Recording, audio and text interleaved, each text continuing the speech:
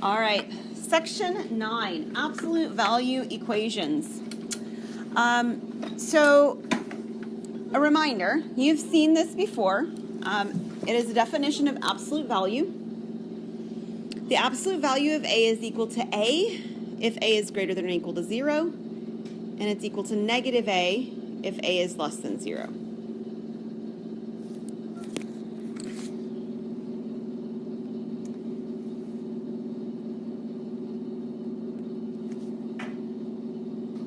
So for example, let's say A is 3.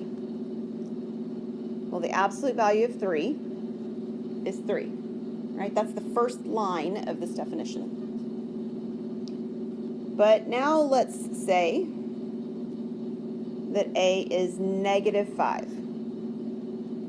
So what is the absolute value of negative 5? So you just tell me the answer. It's 5. Now, let me show you how this definition works, because it feels weird, but it's actually correct. The definition says it should be negative A, but A is, in fact, already negative, right? So what happens is we're actually taking the opposite sign of what it already is, so the opposite of negative A, and that's how that definition fits into the right description. This right here does not tell you that you're getting a negative out of the absolute value. It's notation for saying to change the sign. Okay, so the definition's not wrong. It's not giving you negatives out of absolute values, or trying to. It's just telling you that if you have a negative to begin with, you have to change the sign. Is that good for everybody? Okay. So when you first learn about absolute values, you're working with them very much like this, with just numbers. What's the absolute value of 7? What's the absolute value of negative 32? That kind of stuff, right? We're working with it from the equation standpoint. So let me show you how that looks. Number 1, it says the absolute value of x is equal to 7. And the goal is to solve for x.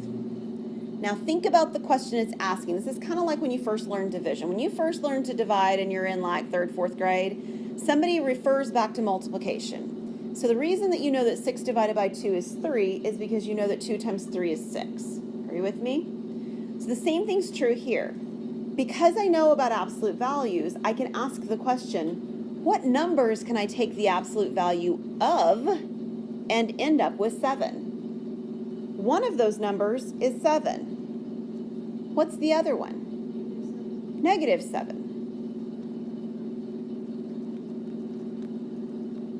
Because again, if I take those values and I plug them in for x, the absolute value of 7 is equal to 7. The absolute value of negative 7 is 7. Okay? So as we're working through these in terms of processes, every single time you're going to end up with this or statement of two quantities. At some point in there, it's going to equal plus, and the other point it's going to equal negative, and you're going to keep solving if you need to. Now, number 2 is different. Let's ask the question to ourselves the same way. What number can I take the absolute value of and get negative 10?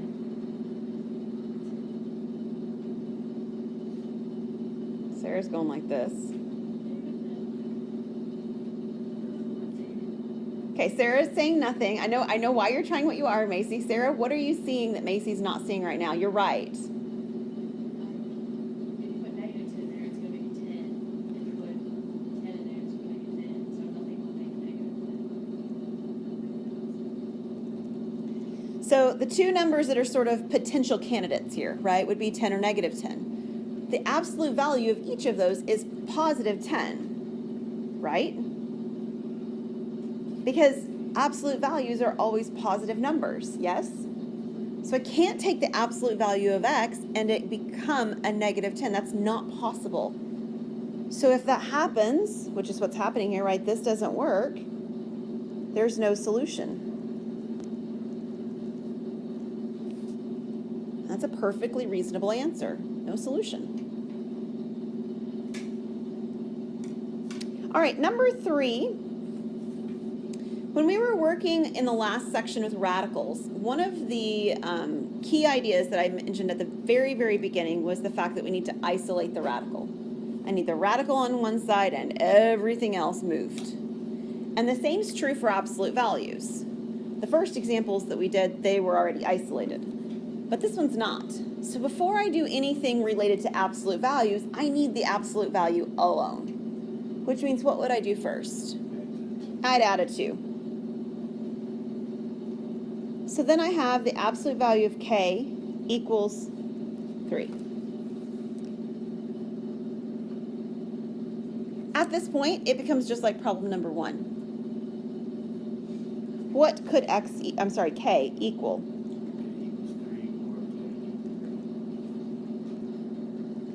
Yes, sir. K equals 3 or k equals negative 3. Is it good? So far, so good? All right. So what would I do in that same line of thinking for number 4?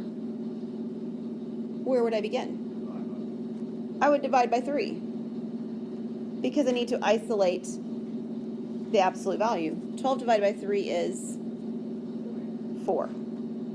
So I got the absolute value alone equal to the number, and the number's positive, so I get to keep going. What are the solutions?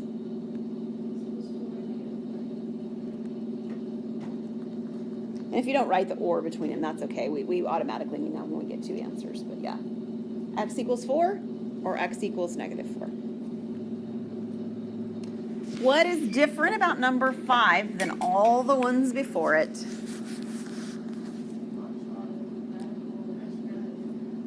The minus 5, and what about it, Sarah? Okay, then there's a minus 5, and it's in the absolute value, right? Okay, so the reality is that the absolute value is isolated. Agreed? It's just that it's got more stuff than just one variable inside of it. So when we get to this point, we're very much at the point where we're writing our or statement about values. Okay, so if it helps you to think about it, sort of block it out. I'm going to make it a big old blob of orange. All the stuff inside of there is equal to what? 7 or negative 7. Okay? So what happens next is I write down that statement. I have either x minus 5, because that's what's in there, equal to 7, or x minus 5 is equal to negative 7. Does it make sense to everyone? Okay, so the or statement doesn't come at the end on this one because the absolute value is what I'm taking care of, and it has more stuff inside. At this point, I just need to solve the 2 equations that I now have. So how do I solve these equations? I add 5. Yeah, so what does the first one equal? 12. And the second one? Yeah, negative 2. So this is the first example of one, but we will see some more, where the numbers are not just the same number with different signs. And that can happen. Totally can happen.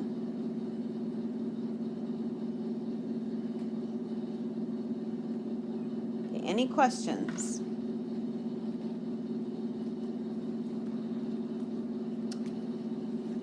Number 6 is similar. The absolute value is isolated, right? So, what will I do first? I'll do my or statement. Can you tell me what that or statement would look like, Jonah? Okay, 10y minus 4 equals 6. Or? Okay, is everybody good with what Jonah said? He's got it right. Looks good.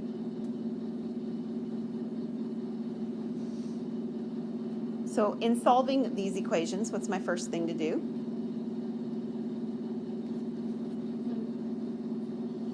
Add 4, right? We'll just do the first one together.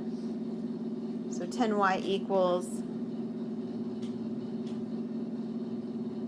10.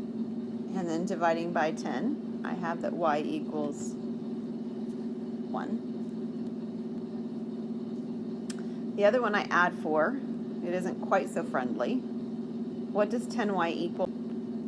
Yep, 10y equals -2. And then divide by 10. 2 and 10 can reduce to what? Yep, -1/5. So completely and totally possible to get fractions as well.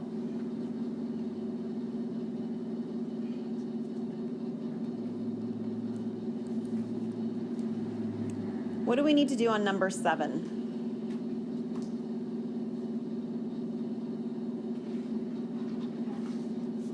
Add 3, you're right, L'Oreal. Why are we adding 3 first? Good. Yeah, to isolate the absolute value. That -3 is not inside of there, so I need to move it. So I have absolute value of 3x plus 1 equals 4. Now what? Need to do an OR statement. So 3x plus 1 equals 4. Or 3x plus 1 equals -4.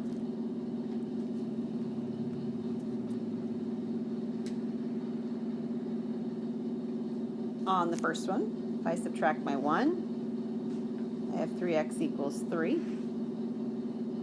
Divide, and I get x is 1.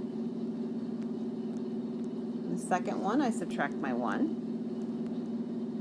3x is equal to -5. Dividing by 3. I get -5/3.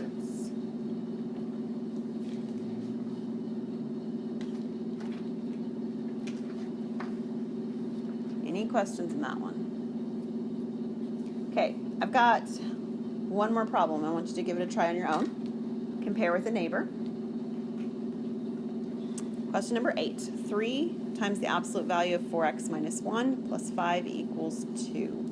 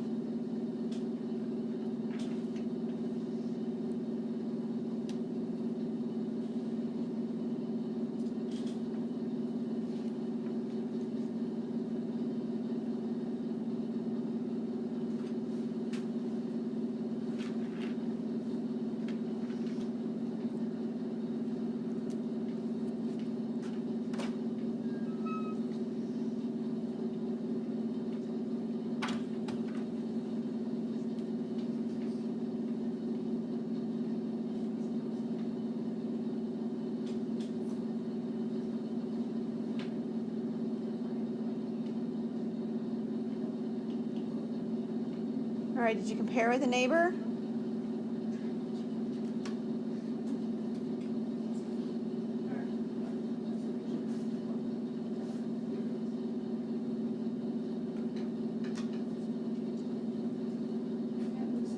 All right, somebody tell me one of the values you got. 0, like x equals 0? Okay, I would like for you to check it with me. So I have 3 times 4 times 0 minus 1 plus 5, and we want to know, does it equal 2? So 4 times 0 would be 0, minus 1 would be -1, and the absolute value of -1 is, so this is 3 times 1 plus 5. That is not 2, is it? It is not. So 0 is not an answer. Somebody give me another answer you got. -1? -1/2. Okay. So let's give that a try. 3 times 4 times negative 1/2 plus 5 equals 2. Okay, so what's 4 times negative 1/2? Negative 2 plus 5 would be 3. And then the absolute value of 3 is 3. Oops, I got this is in the wrong place. Sorry. Okay, I screwed that up. I just wrote it wrong. Hang on, let me fix it. Let's try again. -1. Oh, goodness.